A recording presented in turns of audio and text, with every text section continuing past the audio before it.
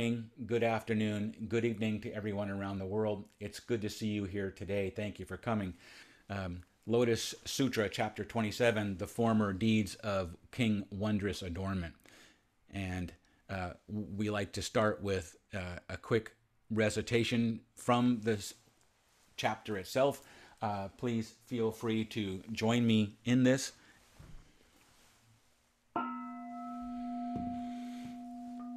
Pure treasury and pure eyes pressing together their 10 fingertips said to their mother, "We are children of the Buddha, the Dharma King, but we have been born into this household of distorted views."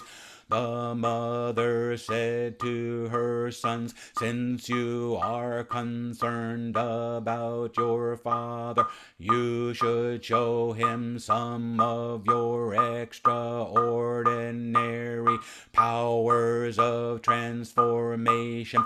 When he sees them, his mind will become pure and clear."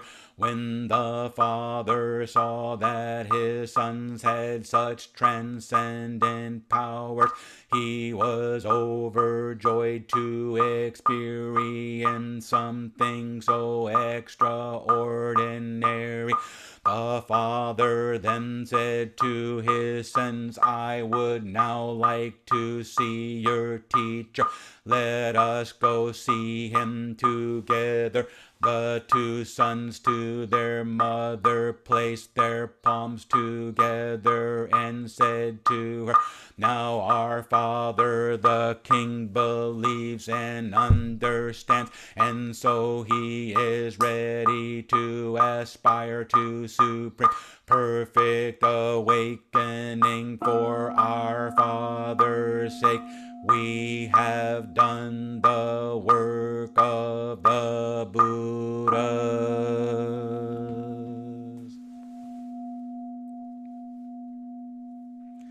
Okay, setting the scene. In this chapter, the Buddha is teaching us, and Bodhisattva Medicine King makes his fourth appearance in the sutra itself. This is one of the chapters that were added later. Scholars think sometime around 220 Common Era. And there is speculation that perhaps this chapter was added to assure the patriarchal cultures of the time that Buddhism wasn't just about renunciation of the householder's life. And it did place great value on the family and householders and lay people. Nichiren himself often used this chapter in his writings as examples how we should live with family and friends. And the title itself carries a great deal of meaning, King Wondrous Adornment. Myo Lay wrote in Words and Phrases of the Lotus Sutra, Volume 10, quote, "The words wondrous adornment refer to the way in which the benefits of the wondrous Dharma adorn the various 6 sense organs, as in how does our practice actually manifest itself in our bodies and minds, in other words, actual proof." Nichiren wrote in the Ongi Kuden on page 187, "Wondrous is the truth of non-substantiality or emptiness. Adornment is the truth of the provisional reality, and king is the truth of the middle way." So there's only a few main points in this chapter. And the first one I really want to start and highlight is this is all about practice. This chapter is practice for others. It's foremost learning how or encouraging us to be a good friend. And through our personal example, we can then influence and transform others. So this chapter is about using our practice for our family and friends. When they can't chant or practice, it's our practice, it's our responsibility that we chant for them. And this idea of good friends, from the Upadana Sutta, which is the holy life, it's, quote, "Venerable Ananda went to the Blessed One, and on arrival, having bowed down to the Blessed One, sat to one side. As he was sitting there, Venerable Ananda said to the Blessed One, 'This is half of the holy life, Lord, admirable friendship admirable companionship, admirable camaraderie. The Buddha replied, "Don't say that, Ananda. Don't say that. Admirable friendship, admirable companionship, admirable camaraderie is actually the whole of the holy life. When a monk has admirable people as friends, companions, and comrades, they can be expected to develop and pursue the Noble Eightfold Path." In another sutta, the Sutta to Digha quote, "And what is meant by admirable friendship? There is the case where a layperson, in whatever town or village they may dwell, spends time with householders or householders' children, young or old, who are advanced in virtue. They talk with them, engage with them in discussions. They emulate, copy their skillful conviction in those who are skillful with virtue and conviction, and those who are skillful in virtue and generosity, and in those who are skillful in generosity and skillful in discernment. In those, this is called admirable friendship." Nichiren wrote in his Shugo Kokoran, quote, "At times, following a good friend, and at times following the sutra scrolls, one hears the single truth of enlightened wisdom." Nichiren also wrote in the Jorenbo Gosho, "A ruler's mind is broadened by his minister, and parents' gain is eased by their children. Muadgalyayana saved his mother from the sufferings of the realm of hungry ghosts, and the sons Vima Lagarba and Vima Leantra, which are in chapter 27, persuaded their father to rectify his false views. The merit,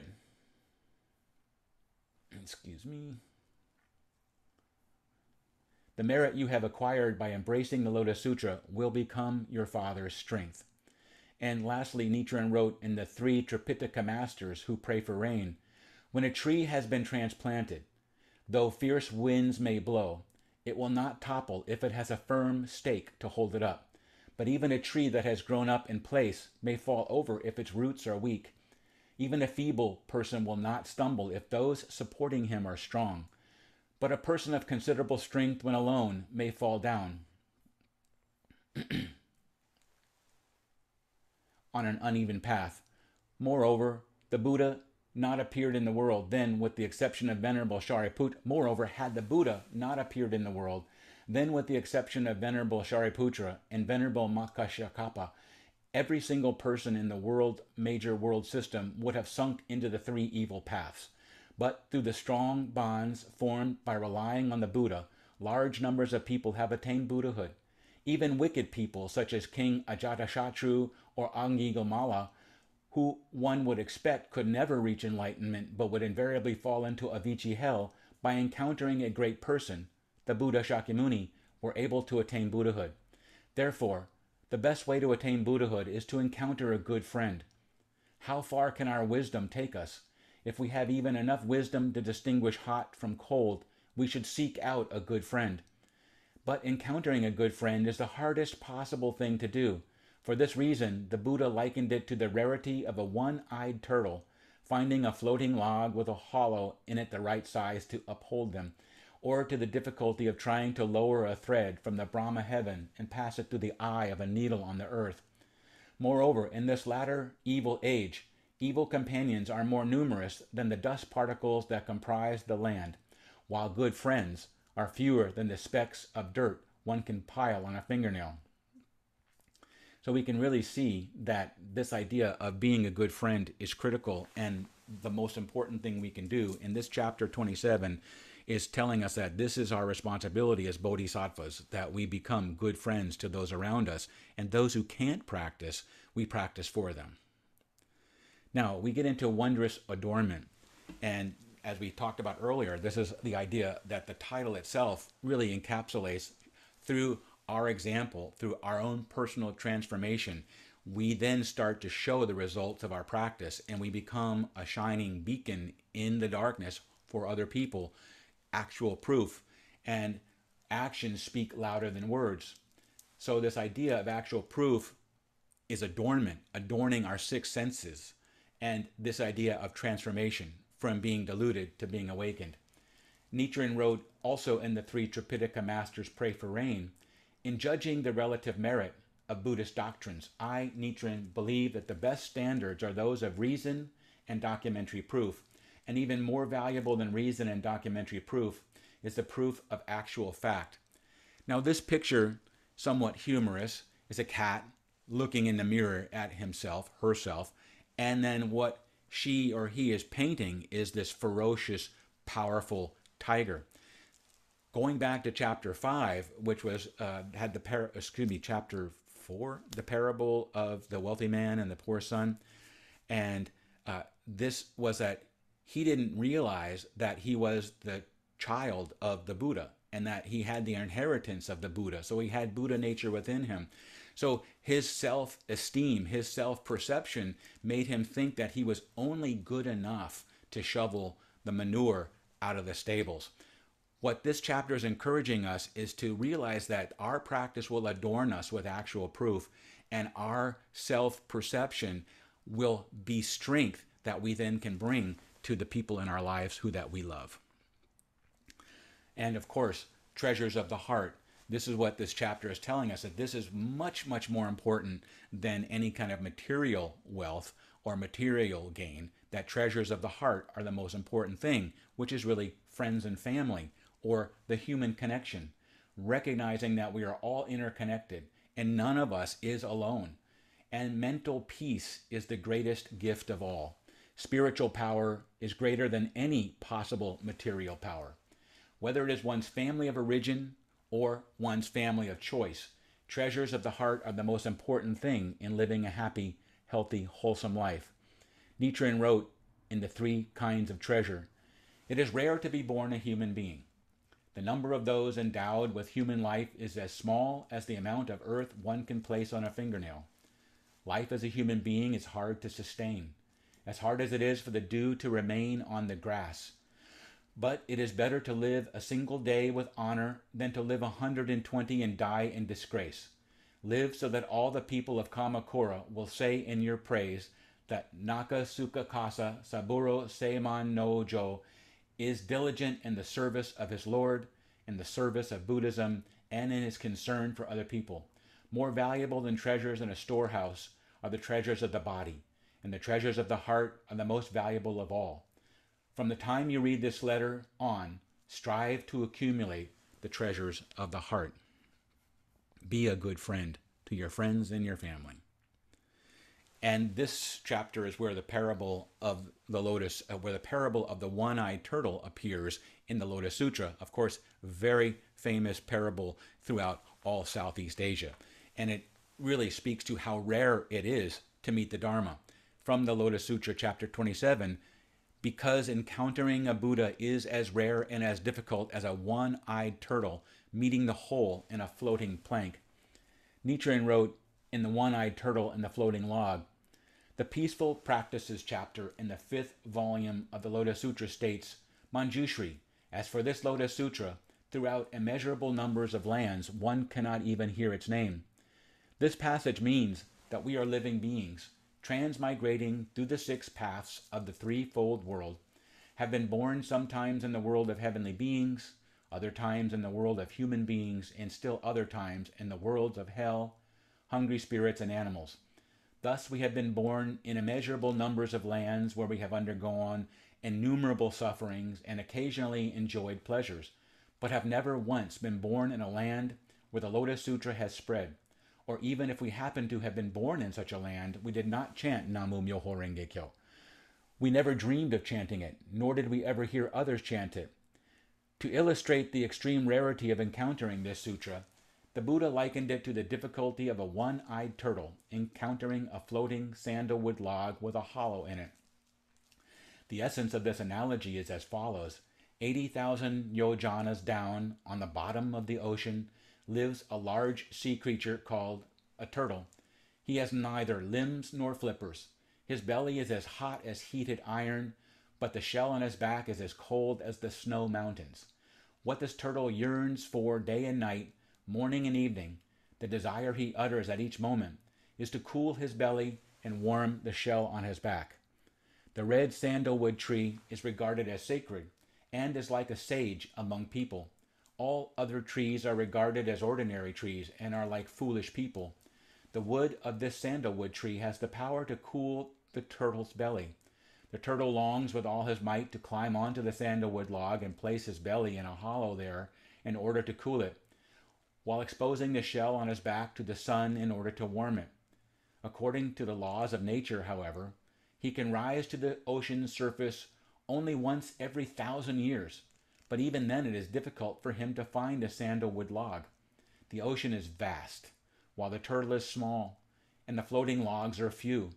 Even if he finds some floating logs, he seldom encounters one of sandalwood, and even when he is fortunate enough to find a sandalwood log, it rarely has a hollow the size of his belly. If the hollow is too large and he falls into it, he cannot warm the shell on his back, and no one will be there to pull him out. If the hollow is too small and he cannot place his belly in it, the waves will wash him away and he will sink back to the ocean's floor. Even when, against all odds, the turtle comes across a floating sandalwood log with a hollow of the right size, having only one eye, his vision is distorted, and he sees the log as drifting eastward when it is actually drifting westward. Thus, the harder he swims in his hurry to climb onto the log, the farther away he goes. When it drifts eastward, he sees it as drifting westward, and in the same way he mistakes north for south. Thus he always moves away from the log, never approaches it. In this way, the Buddha explained how difficult it is for a one-eyed turtle to find a floating sandalwood log with a suitable hollow, even after immeasurable, boundless kalpas. He employed this analogy to illustrate the rarity of encountering the Lotus Sutra. One should be aware, however, that even if one should encounter the floating sandalwood log of the Lotus Sutra, it is rarer still to find the hollow of the mystic law of the Daimoku, which is difficult to chant. The ocean represents the sea of sufferings of birth and death, and the turtle symbolizes us living beings. His limbless state indicates that we are poorly endowed with roots of goodness. The heat of his belly represents the 8 hot hells of anger and resentment, and the cold of his shell on his back, the 8 cold hells of covetousness and greed.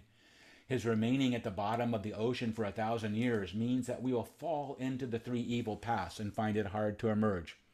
His rising to the surface once every 1,000 years illustrates how difficult it is to be born as a human being from the 3 evil paths once in immeasurable kalpas at a time when Shakyamuni Buddha has appeared in the world.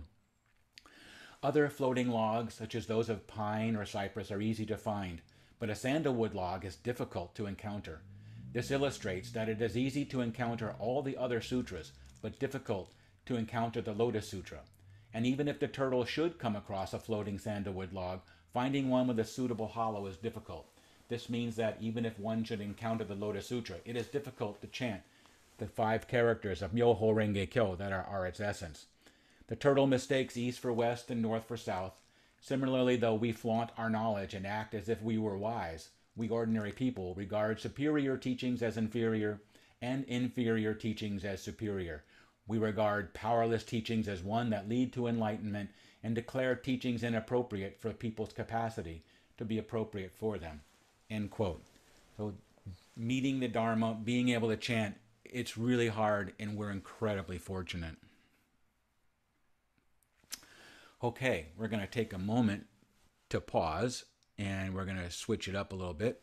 I'm going to share a story and read it out loud. I've had a couple of questions that people have asked me in the past about what would be a good Buddhist book for children, and there are a number of them out there. My wife, Connie, and I wrote this one ourselves. We did base it on a lot of Buddhist ideas. We wanted to then take these Buddhist ideas and present them in a way that would be relevant and relatable and resonate for kids. So we try to strip out all the jargon and whatnot and make it relatable. So you may hear some things in here that are familiar to you. And it is inspired in large part by many of the chapters that we've been studying. So it is Ripley's Missing Locket. Ripley was our cat that lived with us for 18 years. And we'll begin the story, so I hope you enjoy it. Ripley admired herself in the mirror. Her new locket sparkled as she moved her head from side to side. "I look incredible, truly spectacular," she exclaimed with a satisfied sigh. "My new locket is fabulous. I look so important and smart. It's time to show my friends so they can admire my locket, and me, of course. Ripley continued to preen in front of the mirror, pretending to show off her new locket to a crowd of adoring fans. "Hey, Catnip Collective, check out my new locket," squealed Ripley. "It's perfection," meowed the collective. "Well, smelly sisters, what do you think of my amazing new locket?" asked Ripley. "It's very shiny and very nice," said Pele. Capo thought a new ball would be more exciting, but kept that thought to herself. Capo was using right speech. "Howdy, Nash. Look at my new locket. Isn't it pretty?" asked Ripley. "Is it heavy? Will it make you run slower for Touch-Nose Tag?" asked Nash hopefully. "Hey, Maddie and Topher, look at my new locket. Isn't it sparkly?" puffed Ripley. "The sunlight bounces off it in the most delightful way," said Topher. "A pirate's treasure," exclaimed Maddie. "Hi, Pax, Peely, and Paisley. Look at my new locket. Isn't it gorgeous?" asked Ripley. "Locket? What locket? We don't see any locket," said the three puzzled baby possums. "Why, it's right around my neck. Where is it? Oh, no, it's gone!" howled Ripley. Ripley ran full speed into the house to find her brother Hariel. "Help, Hariel, help! My new locket is gone. What do I do?" cried a panicked Ripley. Living as an upside-down goldfish gave Hariel a unique view of the world. He always had good advice. First, breathe slowly to calm yourself. Then go find Pele. She is the best search and rescue dog around. If anyone knows what to do, it's our sister," said Hariel. "Pele, I need your help. It's an emergency," cried Ripley. "I've lost my new locket and I don't know what to do." Pele thought for a moment, then offered her best solution. "First, you have to search high, low, inside, outside, and all around. If you don't find it, then you must ask your friends to help, because each of them has a very special way of looking at the world. I can gather everyone together and help you organize a search. Don't worry, Ripley. We will find your locket," promised Pele. Ripley thanked Pele and scampered off to the kitchen. She always began her day there, so it was a good place to start her search. "First, I'll search high," decided Ripley. She made a quick jump onto the kitchen counter and carefully climbed onto the top of the toaster oven. Standing on her tippy-toe beans, she reached up and pulled open the cabinet door. After much poking around, Ripley came up empty-pawed. "It's not up high," she meowed with disappointment. Next, Ripley raced downstairs. Earlier that day, she had played in a drawer with lots of crinkly wrapping paper and colorful ribbons. Ribbons were one of her favorite things. "I've searched high. Now I'll search low," thought Ripley.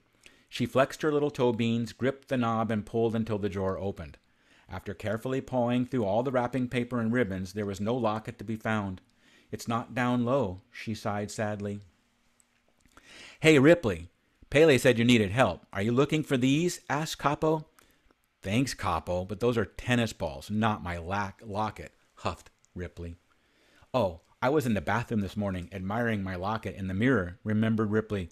She rushed to the bathroom and searched every nook and cranny, even inside the bathtub waterspout. No locket.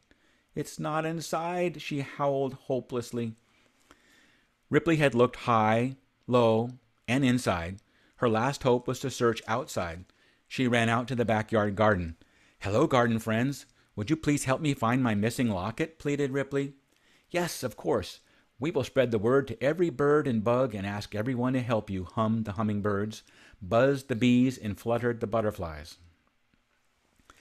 "Let's eat some nectar for energy, stretch our wings, and fly to every flower.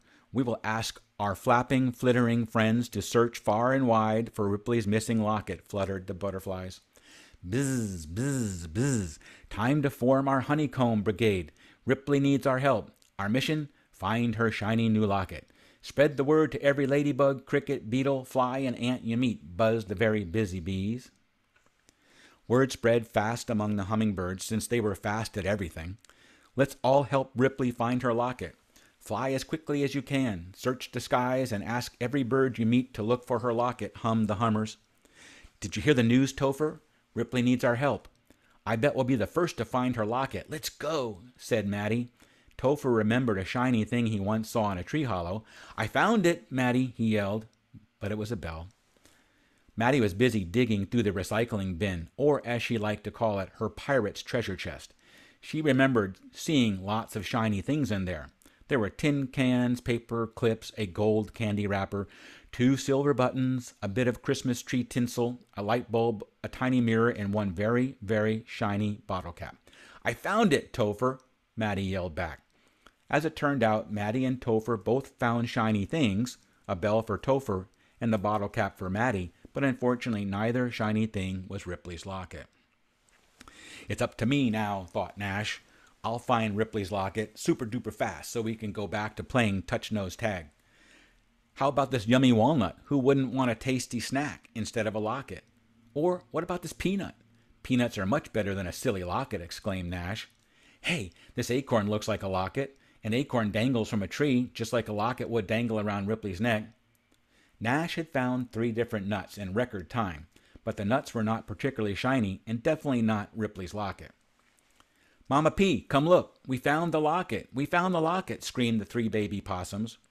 Mama P watched as Pax, Peely, and Paisley carefully combed through all the plants, turned over every rock in the backyard.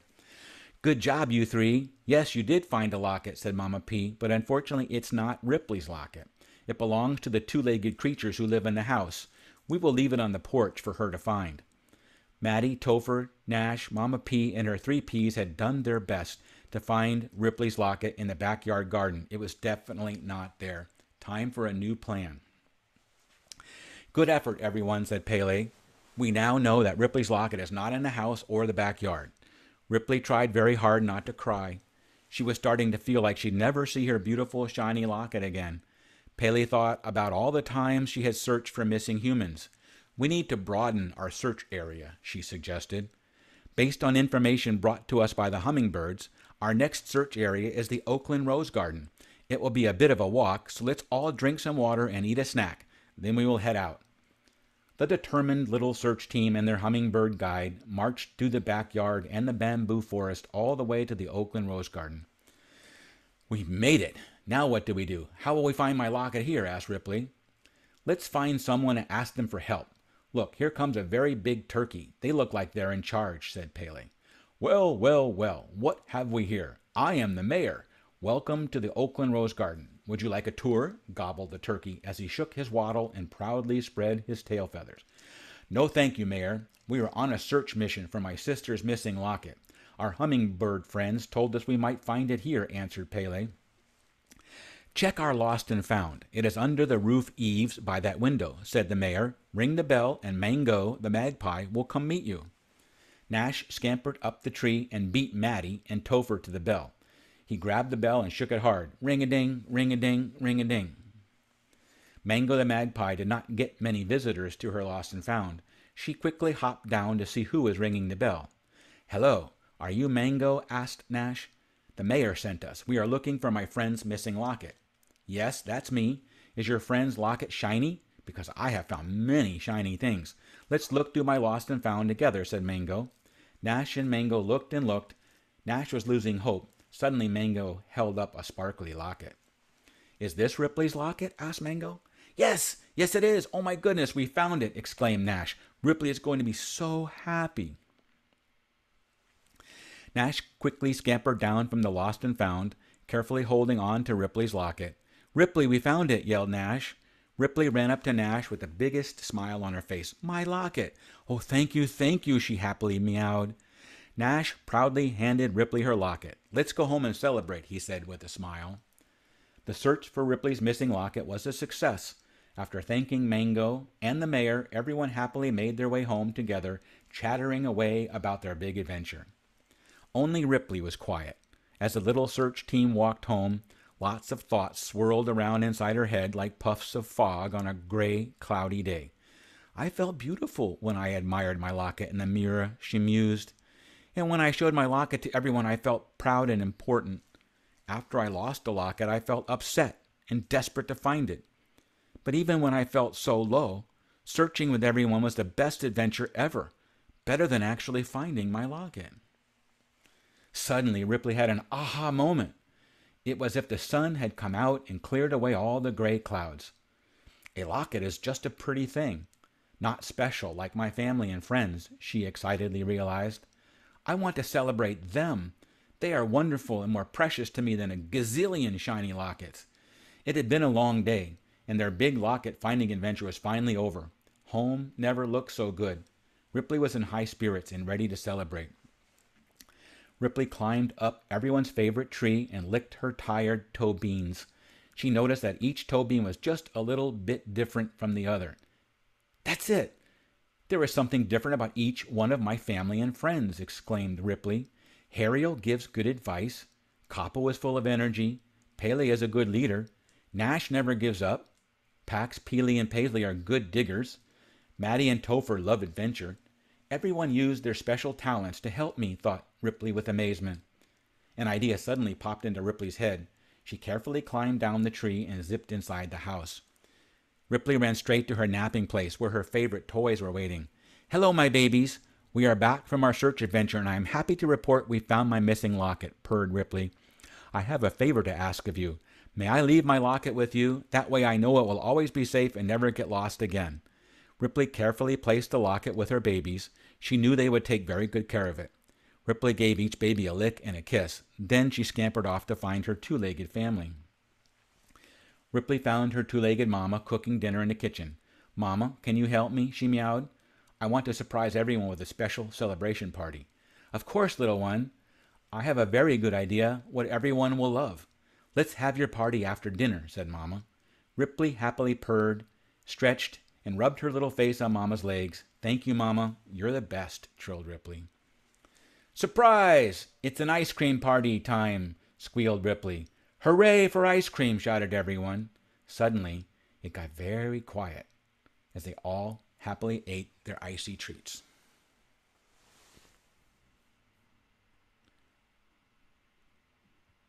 Very nice. Yes, Another case where the sequel is better than the original, even.